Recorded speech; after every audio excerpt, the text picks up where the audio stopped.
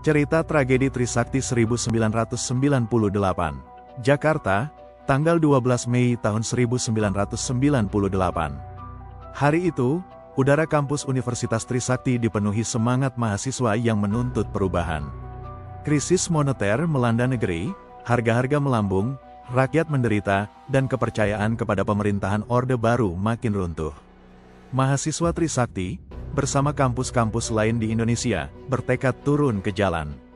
Tuntutan mereka jelas, reformasi. Pagi itu ribuan mahasiswa berkumpul di halaman kampus Grogol.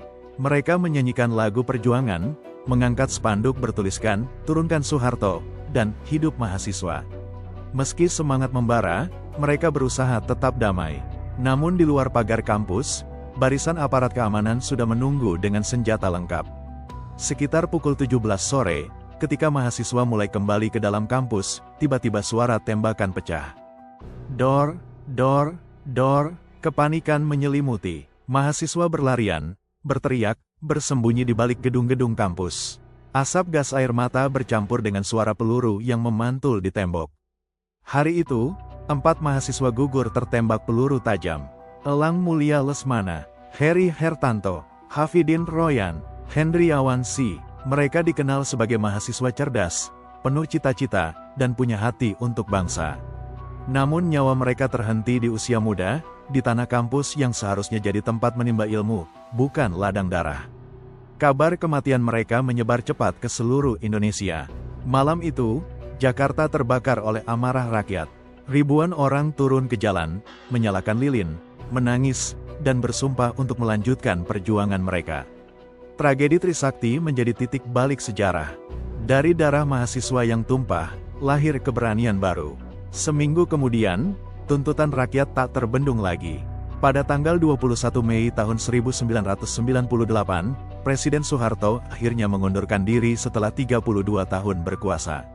Namun, luka Trisakti tak pernah benar-benar sembuh. Sampai kini, pertanyaan itu masih menggantung. Siapa yang menembak? Siapa yang memberi perintah? 4 mahasiswa itu tetap abadi dalam ingatan bangsa. Mereka adalah martir reformasi. Mau aku bikin versi mistis horor tentang Trisakti juga? Misalnya kisah arwah mahasiswa yang konon masih bergentayangan di kampus pada malam hari. Anda bilang, lanjutkan. ChatGPT bilang, baik, aku lanjutkan cerita Trisakti dalam versi mistis horor. Misteri mistis di balik tragedi Trisakti. Setelah tragedi tanggal 12 Mei tahun 1998, suasana di kampus Universitas Trisakti berubah. Gedung-gedung perkuliahan yang dulunya ramai oleh tawa mahasiswa, mendadak terasa berat dan sunyi. Malam-malam di kampus itu tak lagi sama. Mahasiswa yang sering begadang di studio atau perpustakaan mulai bercerita tentang kejadian-kejadian aneh. Ada yang mendengar langkah kaki berlari di lorong padahal tak ada siapapun. Ada juga yang melihat bayangan mahasiswa berseragam putih abu berjalan pelan menuju gerbang, lalu lenyap begitu saja. Yang paling sering terdengar adalah suara teriakan panik, mirip dengan suara mahasiswa saat tragedi itu terjadi.